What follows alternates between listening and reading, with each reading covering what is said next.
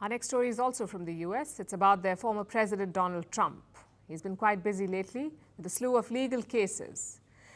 Trump has been accused of everything, really, from election interference to paying hush money to an adult actor.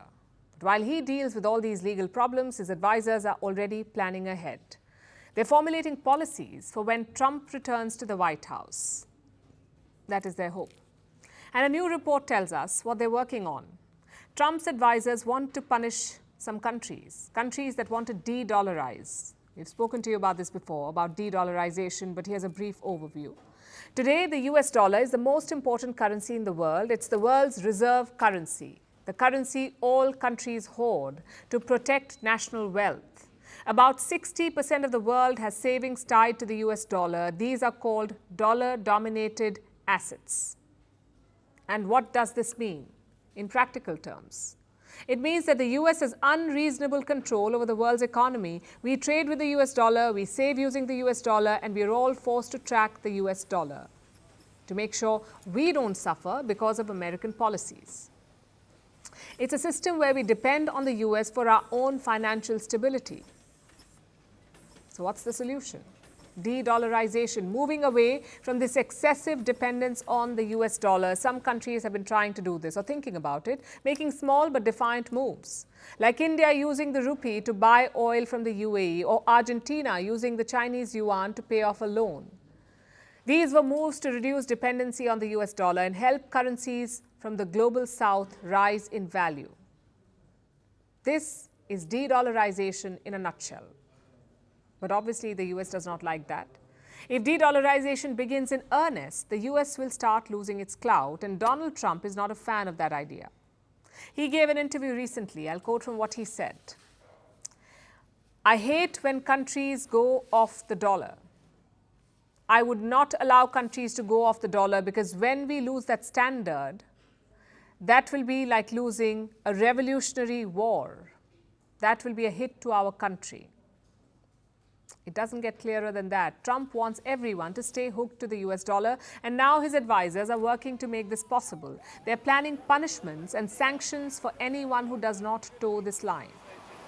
And India is in their crosshairs. Along with Brazil, Russia, China, and South Africa, the BRICS countries basically, they have caught Trump's eye. His advisors are planning to target BRICS for what was discussed last year during the last summit in South Africa. That was last August. The BRICS countries spoke about creating a new common currency, a currency to be used among BRICS member nations for trade and investments. This new BRICS currency was supposed to be a hedge, a protection against the US dollar. It sounds like a smart, pragmatic move, a way to defend national interest. It's an interesting idea, but it's nowhere near becoming a reality. There are some very obvious security issues like sharing a currency with China, so the BRICS currency is still a pipe dream. Despite this, it seems Trump and his team feel threatened, as though this BRICS currency is an attack on the supremacy of the US dollar. So it seems they're planning a counterstrike. And what would that look like? The options include export controls, currency manipulation charges, and tariffs. Let me explain. Export controls restrict free trade. They prevent a country from accessing some goods or technologies, like what the US does with China. It prevents Beijing from accessing advanced computer chips. That's an export control. Trump may expand export controls to countries that want de-dollarization. Then we have currency manipulation charges. They're a more subtle attack. A country can be branded a currency manipulator. It will affect your reputation. Your currency may be shunned and it could lose value. Then we come to tariffs, the simplest form of punishment.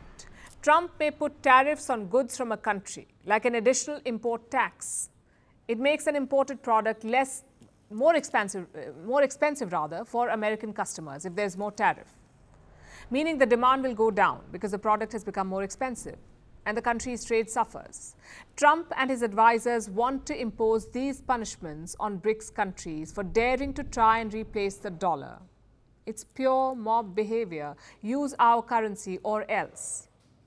India may be spared though. New Delhi and Washington are close allies after all. But this whole episode is distasteful. You cannot force anyone to depend on you. You have to let them make their own way. If not, you aren't an ally. You're just a big bully.